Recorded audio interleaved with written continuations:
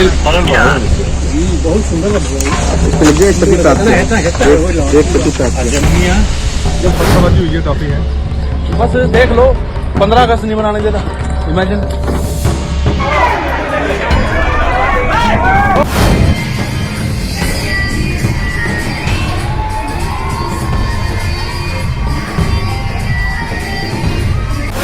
ये संदीप दीक्षित का बचाव कर रहे हैं। क्लियर हो गया ना? ये संदीप दीक्षित जिन्होंने बोला मेलोनी समझ के पकड़ा, उसका बचाव कर रहे हैं।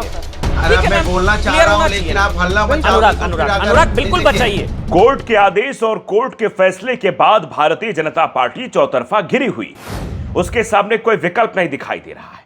उसने चुनावी रंजिश के चलते अफजाल अंसारी की जो जमीन कुर्क की थी, कोर्ट ने उसे छोड़ दिया है। अब इसके बाद बीजेपी के नेताओं के अंदर खलबली मच गई है, जिसको ये मास्टर स्ट्रोक कह रहे थे कि अफजाल अंसारी की 12 करोड़ की जमीन कुर्क कर दी गई, ये हो गया वो हो गया। अब स्थिति सामने आ गई है, संपत्ति उनकी छूट गई है। अंदाजा लगाइए आप ये किस तरीके से नैरेटिव फैलाने की कोशिश करते हैं, क्योंकि अफजाल अंसारी एक तो मुसलमान और दूसरा विरोधी पार्टी से, तो समस्या तो इनके लिए थी, इसीलिए पूरी कार्रवाई की गई। इस पर हम बातचीत करेंगे। साथ ही साथ हम आपको बताएंगे जनअल्फा का हमीरपुर में जो आंदोलन हुआ था, उस पर हाईकोर्ट ने क्या कुछ कैसे सरकार को कहा है, सरकार को कैसे आड़े हाथों लिया, सरकार के सवाल दागे हैं, ये भी हम आपको बताएंगे। हाईकोर्ट ने चिंता बरपा रखी है। और ये जो पत्थरबाजी का सिलसिला है वो पुलिस भी करती हुई नजर आ रही। बीजेपी शासित राज्यों में खास तौर पर हरियाणा में एक मसला था, उसमें पुलिस वाले नहीं बल्कि बड़े अधिकारी, मतलब छोटे पुलिस वाले नहीं, बड़े अधिकारी यानी एसपी लेवल के अधिकारी पत्थरबाजी करते हुए दिखाई दिए। क्या उन पर कार्रवाई होगी? सवाल है। वो खबर भी हम आपको बताएंगे कि किस तरीके से वहां पत्थरबाजी हुई।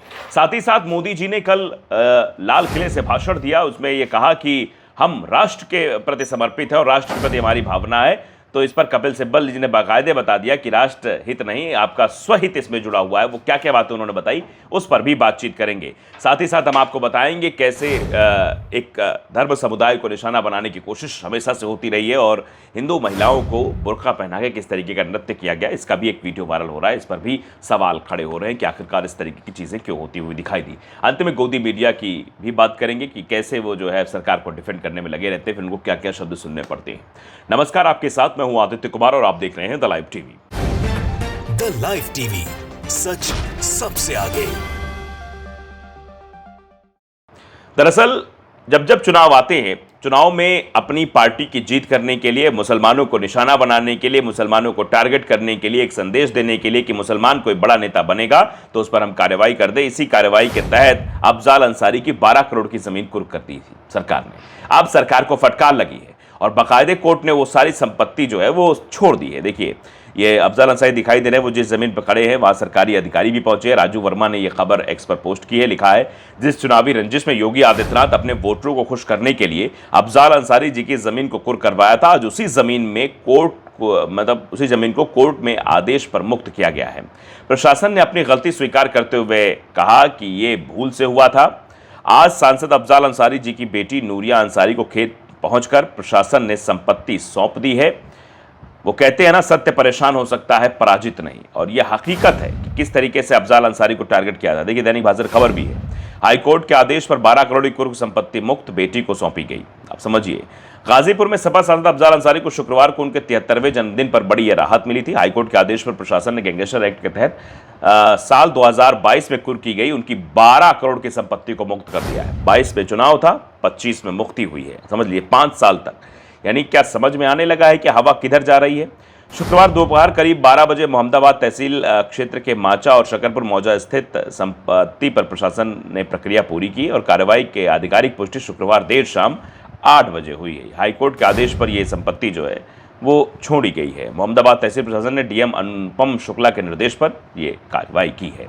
अंदाजा लगाइए कि अफजाल अंसारी को 2022 के चुनाव के वक्त ये एक बड़ा झटका देने की कोशिश थी। ये चुनावी रंजिश के तहत सब कुछ किया गया था। आज उनकी जमीन उनके पास है और आप समझ लीजिए इन 5 सालों में उन पर क्या क्या यातनाएं जो हुई होंगी, उनका हिसाब कौन करेगा? क्या सरकार उन यातनाओं का हिसाब दे सकती है? मान लो आपकी ज़मीन 5 साल के लिए सरकार छीन ले, तो 5 साल तो आप डिप्रेशन हो जाएंगे ना कि आपकी ज़मीन को सरकार ने छीन लिया है, कुर्क कर दिया, जबकि आपको कोई अपराध भी नहीं है। तो ये आप समझिए, अंदाज़ा लगाइए।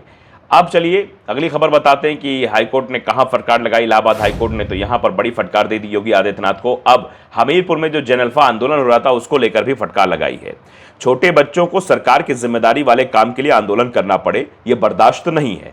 सरकार को नोटिस जारी, क्यों नहीं बनी सड़क, ये सरकार को नोटिस जारी की गई है। देखिए भारत समाचार ने खबर भी लिखी है कि ब्रेकिंग, सड़क के लिए 5 किलोमीटर पैदल चले 200 बच्चे, हाईकोर्ट बोला यह बर्दाश्त नहीं। छोटे बच्चों को आंदोलन करना पड़ा, बताओ सड़क क्यों नहीं बनी। हमीरपुर के चंदूपुर गांव के 200 से ज्यादा स्कूली बच्चों और करीब 50 अभिभावकों को स्कूल तक पक्की सड़क की मांग को लेकर 5 किलोमीटर पैदल चलकर कलेक्ट्रेट पहुंचना पड़ा था। इलाहाबाद हाईकोर्ट ने मीडिया रिपोर्ट पर स्वतः संज्ञान लेते हुए कहा कि छोटे बच्चों को सरकार की जिम्मेदारी वाले काम के लिए आंदोलन करना पड़े, यह स्वीकार नहीं किया जा सकता। इलाहाबाद हाईकोर्ट के चीफ जस्टिस अरुण भंसाली और जस्टिस क्षितिज शैलेंद्र की पीठ ने यूपी सरकार, हमीरपुर डीएम, पीडब्ल्यूडी और अन्य विभाग के अधिकारियों को नोटिस जारी कर तत्काल उठाए जा रहे कदमों का जवाब मांगा है। करीब 1.5 किलोमीटर सड़क खराब है और 1 करोड़ 81 लाख का प्रस्ताव लंबित है। अगली सुनवाई 24 अगस्त को होगी। आप अंदाजा लगा सकते हैं कि किस तरीके से हमीरपुर में जब बच्चे पहुंचे थे तो उनके बारे में क्या बोला गया डीएम के द्वारा। डीएम ने कहा कि नहीं, ये बच्चों का आंदोलन नहीं, ये बड़ों का आंदोलन था, ये है फलाना ढिमकाना। उनको मतलब निशाना बनाने की कोशिश, कैसे भी वो शांत हो जाएं, वो सरकार खिलाफ आंदोलन न करें, सरकार खिलाफ बातें न करें, इस तरह की चीजें करने की कोशिश की गई। लेकिन हकीकत आप जानते हैं क्या है।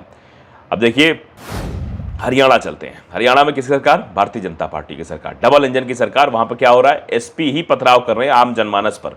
पुलिस इस तरीके से प्रताड़ना दे रही है, आप अंदाजा लगाइए। हरियाणा के हांसी में, ये मनदीप ने लिखा है कि एसपी पथराव करते दिखे। हरियाणा के हांसी में आज दूध डेयरी चलाने वाले जीवन कुंडू की हत्या के बाद आसपास के गांव वाले धरना प्रदर्शन कर रहे थे। लोग आरोपी गिरफ्तारी न होने के कारण गुस्से में थे और आज ट्रैक्टर ट्रालियों में मुख्यमंत्री के कार्यक्रम के विरोध के लिए जाने लगे तो पुलिस ने रोकने की कोशिश की। इसी दौरान तनावपूर्ण माहौल हो गया। पुलिस ने किसानों पर लाठीचार्ज कर दिया। इसी तनातनी में दोनों तरफ से पत्थर भी चले। लेकिन ज्यादा हैरानी की बात यह है कि पुलिस कप्तान विनोद कुमार खुद पत्थर चलाते हुए दिखाई दिए।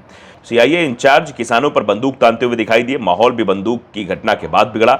हांसी पुलिस ने 13 नामजद और 200 पर एफआईआर दर्ज की। 13 लोगों का नामजद और 200 पर एफआईआर दर्ज कर लिए।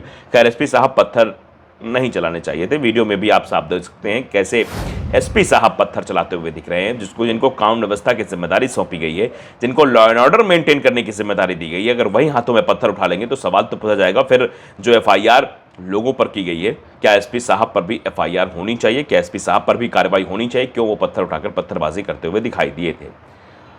तो ये सवाल है, कहाँ होगा? यहाँ तो सब जो बोला जा रहा है, जो कहा जा रहा है, उसी हिसाब से सब होगा। जो आदेश आ रहा है वही होगा। मोदी जी भी भाषण दे रहे थे कि आइए संकल्प लें कि स्वयं से ऊपर राष्ट्र का हित और कर्तव्य ही हमारी पहचान हो। लेकिन कपिल सिब्बल ने बता दिया कि आपका कर्तव्य क्या है और आपका हित क्या है, राष्ट्रहित है या स्वहित है, इस बारे में बताया। पहले मोदी जी का थोड़ा सा क्लिप सुनिए कि उन्होंने राष्ट्रहित की कैसे बात की थी। सुनिए। आइए इस संकल्प को हम दोहराए, स्वयं से ऊपर राष्ट्र का हित हो, स्वयं से ऊपर राष्ट्र का हित हो और कर्तव्य ही हमारी पहचान हो। सुनिए आपने। अब जरा कपिल सिब्बल का बयान सुनिए कि उन्होंने बताया कि राष्ट्रहित नहीं बल्कि इनका स्वहित इसमें छिपा हुआ है। सुनिए। Fourth thing he said was this nation or this we should not work for our self-interest. Nation must come first. Absolutely right, and I entirely agree with the Prime Minister. Except see their record. See this government's record. At every stage, they have manipulated, bought over, ensured that members of parliamentarians of other political parties are through means fair and foul brought into their party. अब देखिए इस पर x पर लिखा भी गया है, मोहित त्रिपाठी ने लिखा है कि Kapil Sibal expose Modi's nation first claim, यानी राष्ट्रहित की बात जो की है कि राष्ट्रहित पहले है, इस पर जो है क्या कहा कपिल सिब्बल ने। मोदी आइए संकल्प लें कि स्वयं से ऊपर राष्ट्र का हित हो और कर्तव्य की ही हमारी पहचान हो। कपिल सिब्बल बिल्कुल सही कहा उन्होंने। राष्ट्रहित ही सर्वोपरि होना चाहिए, लेकिन फिर आपकी सरकार के उस रिकॉर्ड का क्या? पंजाब में बीजेपी के पास एक भी सांसद नहीं था और आपको तोड़कर 7 सांसद बना लिए। नॉर्थ ईस्ट की एक ऐसी पार्टी जिसकी कहीं कोई मौजूदगी नहीं थी, जिसके पास कोई सांसद नहीं था, जिसे क्षेत्रीय पार्टी भी नहीं कहा जा सकता था, टीएमसी के 20 सांसद अचानक उसके हो गए जो अब एनडीए को सपोर्ट करते हैं। इसी तरह इन्होंने शिवसेना को तोड़ा, एनसीपी को भी तोड़ा। क्या इन्होंने ये सब नेशनल इंटरेस्ट में किया? बिल्कुल नहीं, ये सब अपने स्वार्थ के लिए किया। ये सब करके आप लाल किले से नेशन फर्स्ट का भाषण दे रहे हैं। पिछले 12 सालों में आपने सिर्फ बीजेपी के इंटरेस्ट को फर्स्ट रखा है, नेशन फर्स्ट नहीं, बीजेपी फर्स्ट। ये आपका जो है उसके लिए आप काम करते हुए दिखाई देते हैं। अब देखिए कुछ महिलाएं हैं जो डांस करती हुई आपको दिखाई दे रही होंगी, देखिए।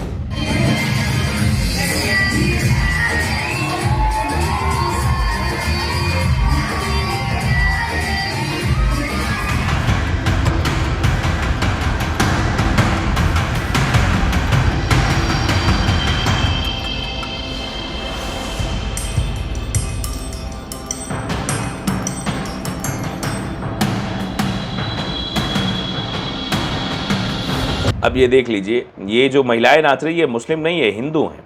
अब देखिए तेजाब ने इसको बाकायदे लिखा है कि हिजाब पहनकर नाचती लड़कियां मुस्लिम नहीं हिंदू हैं। आजकल हिंदू समाज मुसलमानों को बदनाम करने के लिए, इस्लाम को बुरा नीचा दिखाने के लिए तमाम तरह के फर्जी हथकंडे अपना रहे हैं और उसे सनातनी संस्कार समझते हैं। शायद यही इनका धर्म, इनकी हकीकत है। इनके पास अपना दिखाने के लिए कुछ नहीं, बताने के लिए कुछ नहीं है, तो दूसरों को बदनाम करने के लिए एड़ी चोटों का जोर लगा दे रहे हैं। कामयाब फिर भी नहीं होंगे, दूसरों के गिराने में खुद को ही नेस्तनाबूद कर देंगे।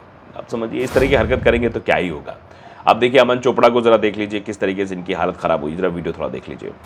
मेरी बात ये संदीप दीक्षित का बचाव कर रहे हैं, क्लियर हो गया ना। ये संदीप दीक्षित जिन्होंने बोला मेलोनी समझ के पकड़ा, उसका बचाव कर रहे हैं। अरे मैं बोलना चाह रहा हूँ लेकिन आप हल्ला मचाओ। अनुराग बिल्कुल बचाइए, बिल्कुल बचाइए, बोलिए। आप देखिए यही दिक्कत है, मीडिया के साथ दिक्कत है, इसीलिए उनको चूहा बोला जाता है। अब आप बोलने नहीं दोगे, फिर कहोगे आप भी तो शेर बन गए। आप अभी बीजेपी बोल रही थी तब तो आप एकदम चूहा बने थे, हम पसंद है, शेर बन गए। आपको पालतू पिद्दी पसंद है, जो राहुल गांधी के कुत्ते की बिस्किट से वो प्लेट से बिस्किट उठाते हैं। मीडिया पे मत जाइए उस तरफ। साख गिलाई है, मानिए मेरी बात। अरे साख आप कौन हो? आप साख तय करेंगे, आप साख तय करेंगे मीडिया की। आपसे पूछकर बताएं, आपसे पूछकर सवाल पूछेंगे क्या? मीडिया का जमीर ही नहीं बचा। एमॉक ने लिखा है कि Aman Chopra, are you defending Sandeep Dikshit and Rahul Gandhi? SP ने बोला, मतलब समाजवादी पार्टी के स्पोक पर्सन ने बोला, Rahul Gandhi was right that journalist like you are चूहा। Aman Chopra, what kind of journalist you like? SP के स्पोक पर्सन बोलते हैं, those who did not sell their soul like you. अब अंदाजा लगाइए, चूहा भी कहा जा रहा है। तो ये स्थितियां हैं गोदी एंकर्स की। वो लगातार सरकार के चरणवंदना में लगे हुए हैं और लगातार उनकी फजीहत होती हुई भी नजर आ रही है। आपकी इस पर क्या राय, हमें जरूर बताइए। नमस्कार। द लाइव टीवी, सच सबसे आगे।